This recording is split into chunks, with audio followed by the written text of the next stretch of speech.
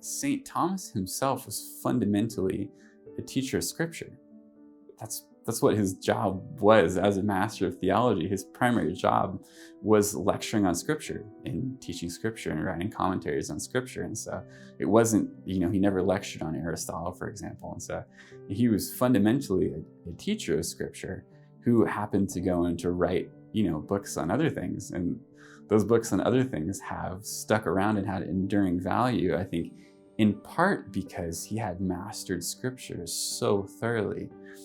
I think for us here at DSPT and for students who are wanting to study in the tradition of St. Thomas, I think it's a really important point to think about, that if you want to go and you want to be like St. Thomas, if you want to do in your own generation the kind of things that St. Thomas did in his generation, by all means read the Summa. I mean, reading the Summa is no bad thing. But what St. Thomas did first is he mastered the scriptures, and that's what made him St. Thomas. That's what made him so extraordinary, and what has led to his work having the kind of value that it does, even for us today. And so I think as a piece of encouragement for those who want to study in the tradition of St. Thomas, I think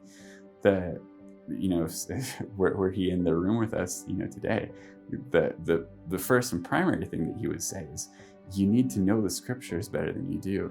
You don't yet have the mastery of them to actually be able to engage theologically in the way that you want to, in the way that will really prove to be of enduring use for people. As an encouragement, I guess, to try to see past the divide that you have within contemporary theology between biblical studies and systematics, and just to see from the standpoint of St. Thomas, to divide those two disciplines from one another would just be anathema, would be unthinkable.